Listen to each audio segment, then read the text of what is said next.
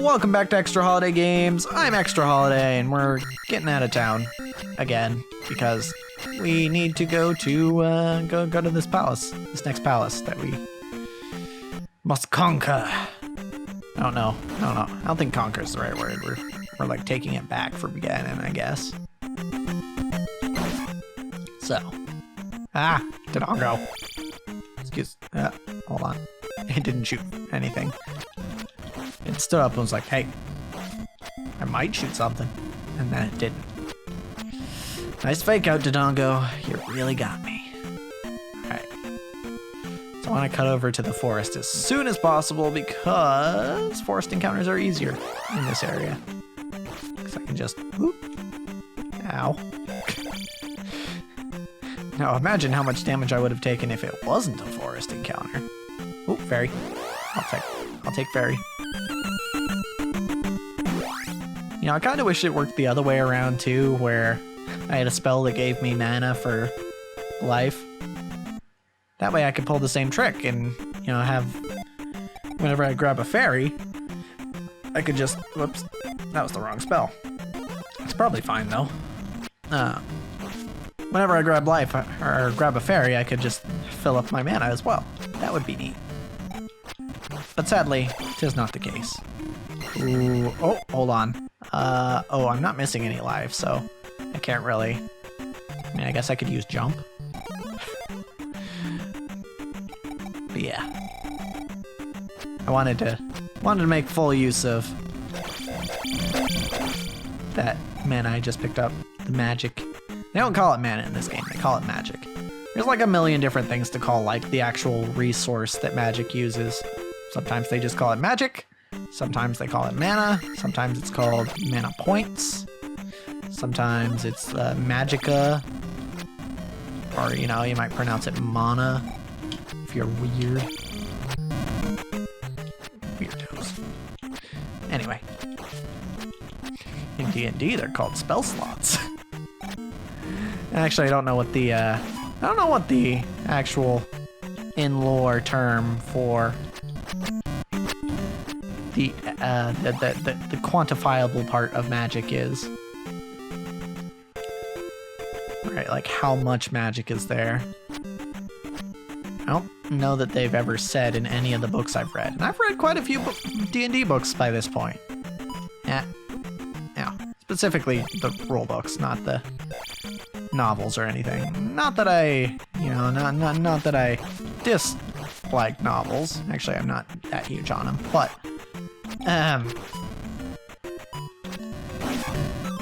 yeah, novels aren't really my thing though. But and that's a large reason why I haven't read the D&D novels. But also, like, it's interesting, right? Because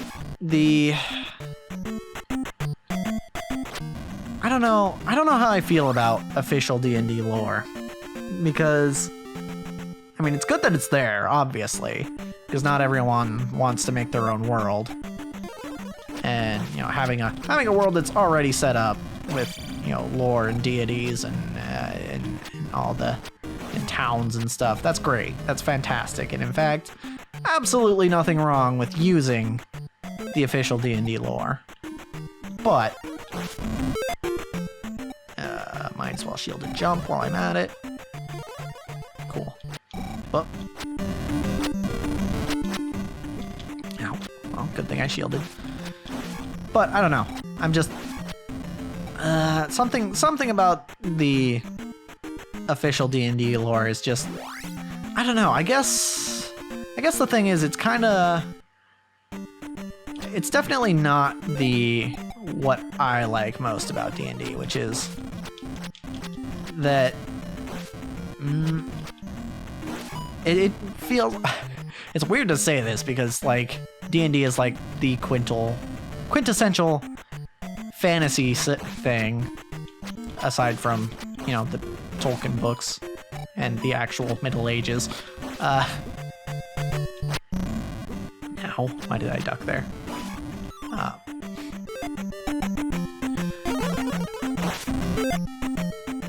But yeah, I don't, it's just whenever I'm reading official D&D lore, it's like, it just feels particularly generic, which is weird. Weird to say. And I guess it kind of is generic in the most literal sense, in that it is genre defining. But like it doesn't feel special, I guess is what I'm saying. And I'm sure it's special to someone, but hey, look, a Wizrobe. Can I hit him with fire? No? Cool. Can I hit them at all? Need a key to go there? Cool. Okay, apparently I just can't hit the Wizrobes. Cool. I'm gonna shield up here. There's probably something I get soon. Why is this hole here? Okay, well I can't. Maybe with fire. I can't. I don't think I can kill this guy. Alright, fine. I'll just bounce over him. Not get the experience. I think this is where the false wall is. Somewhere around here.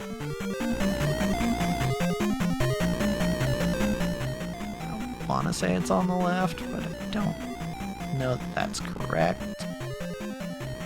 Okay, nope. Definitely wouldn't be a false wall there. Okay. Let's just start from the top here. Okay. Yeah, I don't know. I look at the official D&D lore and I'm like, yeah, this is all neat and stuff, and like could be very useful. And I definitely read as much as I could, or as much as I had in the books that I bought, just to kind of give myself an idea of what written lore looks like. All right, let's shield, because I do want to kill you. Cool. Because I was absolutely going to be writing my own stuff. Cool. Oh, okay. Well, thought I was gonna hit you there, but guess not. Yeah, I don't know. I definitely hit the jump button too late there. Return of Ganon. Okay, cool. Gonna take us a sec to get back there, but I guess I can continue talking about lore. Yeah, I don't know. I read all the, well, not all of it, but a lot of the D&D lore that was in the rulebooks that I bought. Like specifically, one is the Sword Coast Adventure Guide, which has a lot about the different gods and communities of Faerun, and I read all of that because I was like, yeah, I'm definitely going to need to have some sort of reference for what at least decent lore looks like. And there was also some stuff in like Volo's Guide to Monsters, I think, and what was the other one?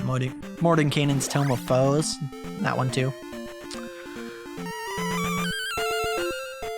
But yeah, so I definitely read all that stuff, and I was like, yeah, this is all right. This is fine and all, but I definitely want to do my own thing.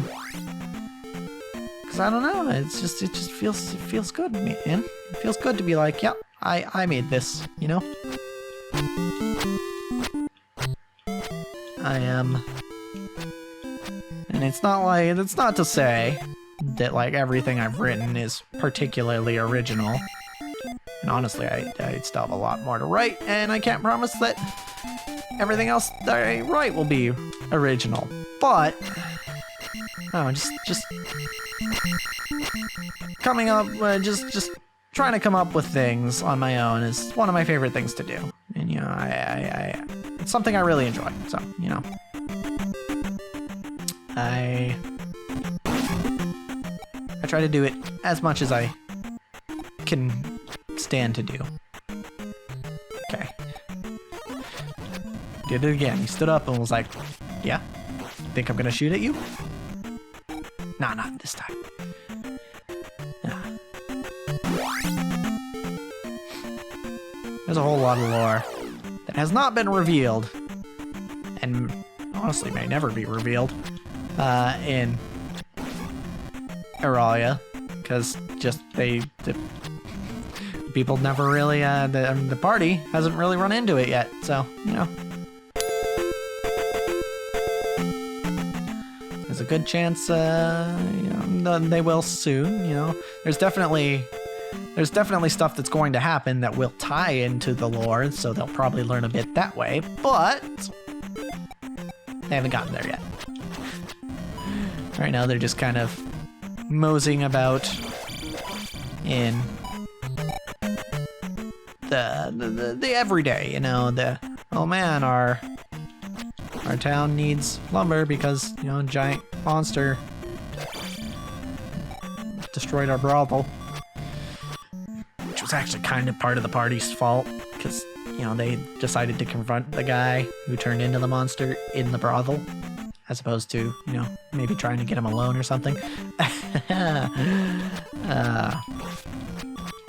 I definitely did not plan for them to fight him in there, but it gave me a good excuse for a quest, so, you know, to send him on. Now, the quality of that quest is somewhat in question. Honestly, I don't think it was that interesting. But yeah, it was something. It was something, you know? Yeah, I'm still working on my DMing skills. I'm not...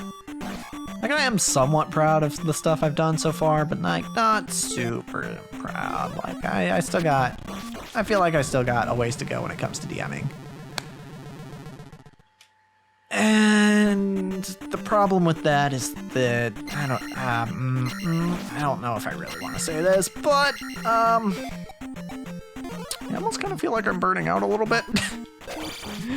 Which is weird to say because, you know, ultimately I haven't been doing that much, right? Like, I have the one campaign that I'm doing, and I'm mostly just building stuff around that one campaign. Yes, there's also stuff I'm building, just, you know, systems type stuff, you know, new feats and stuff like that. And more generic things that aren't immediately relevant to the campaign, but like, I don't know, man. It's like, maybe, I think part of the issue is feeling like I have to work on stuff, because that I kind of do, right? Because, you know, I've got people relying on me to make a half decent campaign for them, which is what I signed up for, right? I'm not gonna try and say that I'd go back on that or anything, because that's pretty much exactly what I promised them. And I don't like to go back on my promises, so, ow. But at this point, it's like, you know, there's certain things that I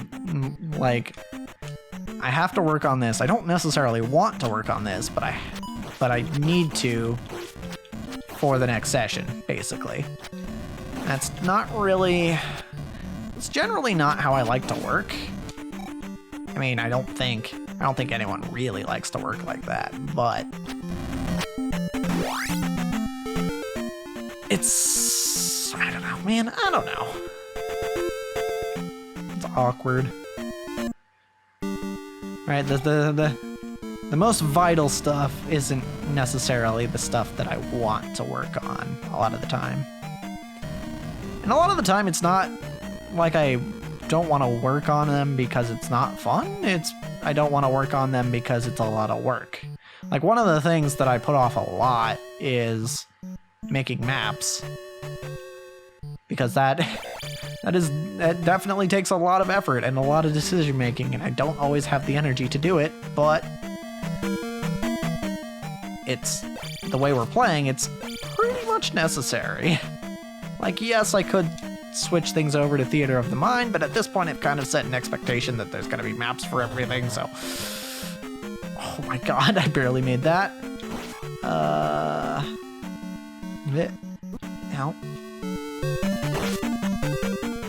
Okay, come on. There we go. Why did it come back? I mean, I know they always come back, but why? But why, though? Okay, I need to either use life or shield or both. I'm gonna go for shield first.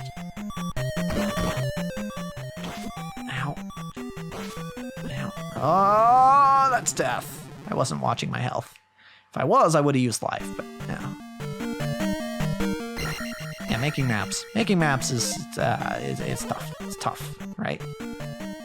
Like even if you're using the easiest map making program, you know, like you got your stuff like Map Tool, which is what I'm using, but you've also got things that are arguably easier, like like drawing on pen and paper, or like Roll20, or I think Fantasy Grounds is another one. I've never used it, but there are some that are easier and some that are harder. And I was supposed to jump in a hole at one point. Yeah, okay. How did I not do that last time? I don't know. I don't know what the deal there is, but okay. Alright. But yeah, it's even if the process itself, you know, the physical process is relatively easy when it comes to making maps, like there's a lot of decisions to make, and me being me, I want to add little details that I feel add to. I want to see if this hurts him. That add to, you know, that get players being like, ooh, what's this? And, you know, or like being like, oh man, that's cool. Like, one thing I am actually proud of in one of the recent maps. Okay, the fire does not actually hurt him. Okay. Okay. Oh, this is where the item is. Okay, hold on. Let me just open this door. Oh, it's the boots. Hey, look at that. All right. Ow. Okay, that's death, but now we know where the boots are. Return of Ganon. Wow, that was my last life, huh? Okay, well, did I finish my point? Oh yeah, one thing I'm proud of, you know what, fuck it, we'll make our way back to the temple and then end the episode.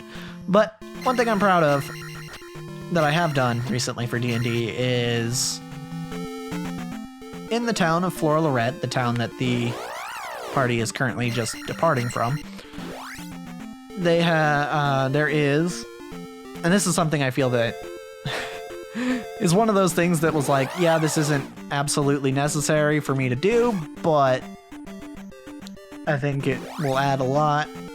So in the town of Flora Lorette, originally it was just going to be like a more or less generic forest town that was supposed to be like this center for trade, because it's basically the southernmost part of the northern forests of Auralia, and the forests are kind of like a barrier between the plains and the mountains.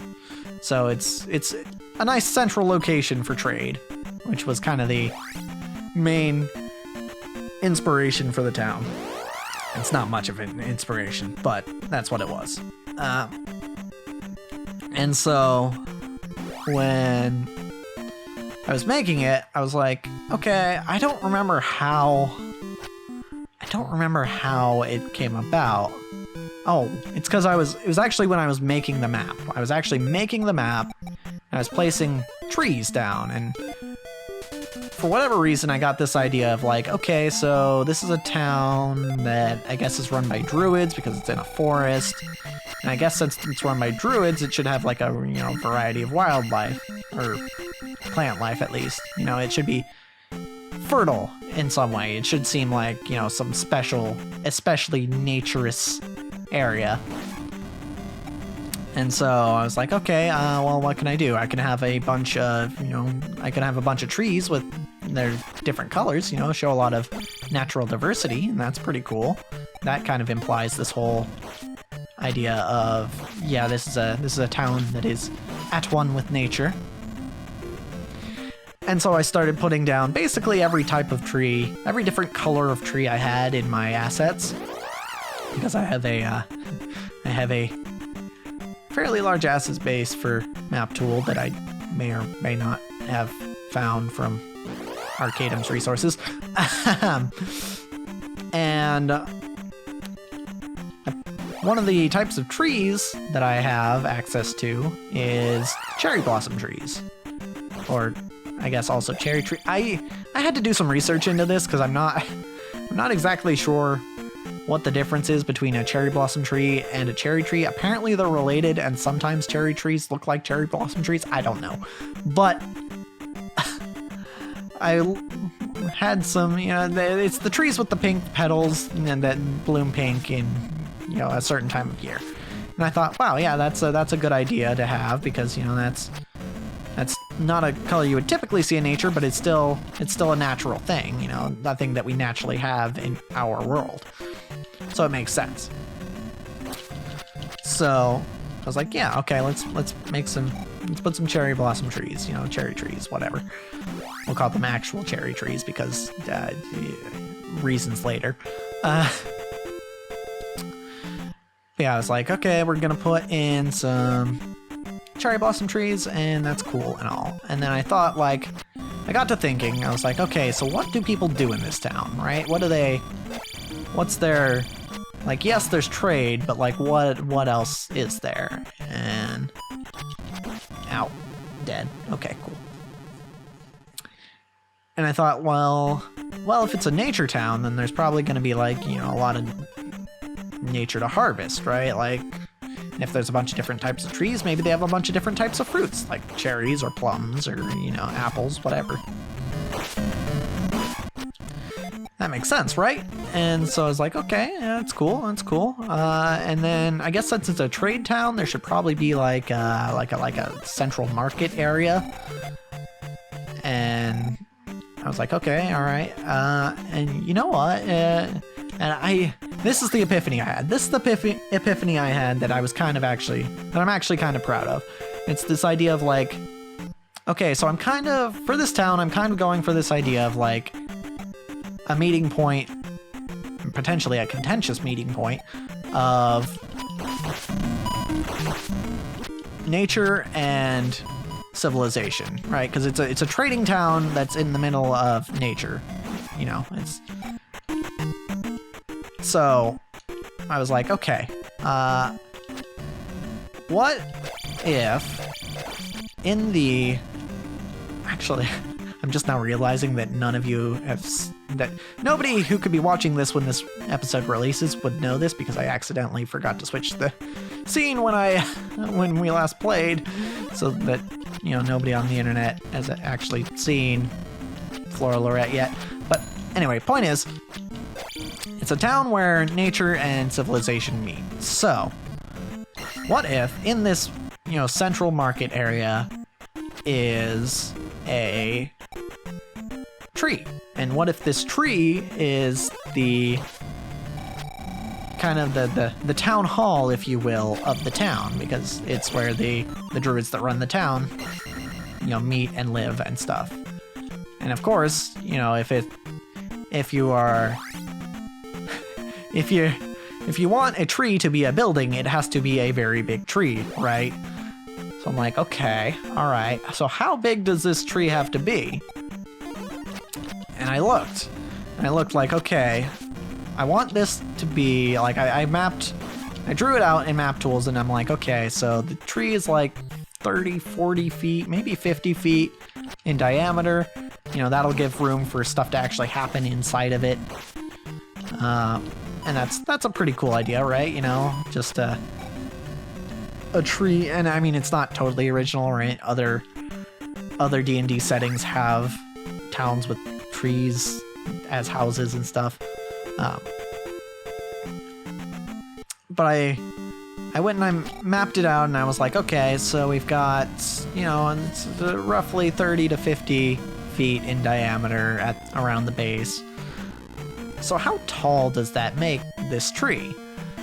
And I looked it up, and I can't remember the exact number, but there is a number that has been researched on, height to diameter ratios for trees, and that is actually something I looked up for making this map. And yeah, it turns out if you've got a tree that's like 50 feet in diameter, it's probably going to be about 3,000 feet tall. And hey, what do you know? That's how I made something that is essentially my first notable landmark in Auralia. And I feel pretty good about that, you know? I feel like that's a solid... That's the sort of thing you would expect to see in a fantasy world as a 3,000-foot tall tree. And that's the kind of thing that I feel like people go like, oh man, that's cool. That's a cool little thing that exists that, you know, wouldn't exist in our world. Hold on, gonna life real quick. And also jump. And also shield. Oh, it doesn't work like that, okay. I don't have fire, but I don't need fire to fight this guy. Because it does nothing. Ow. God, I really don't like these blue iron knuckles. You know what? I'm grabbing the boots. I don't care if I get hit while I'm doing it. Ow.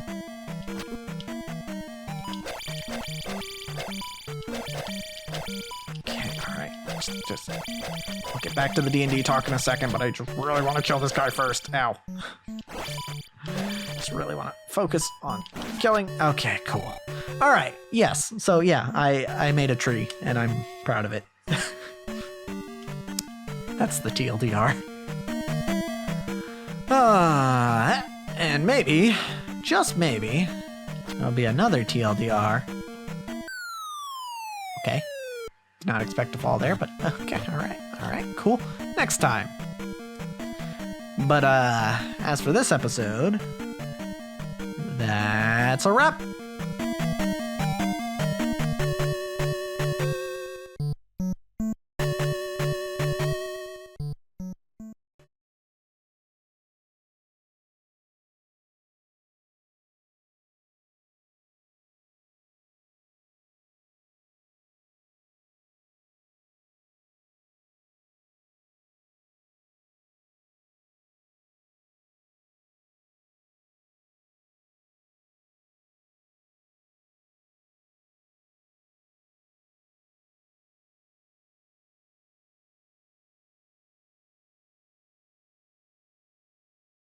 Is this the first time I've ended an episode in a palace?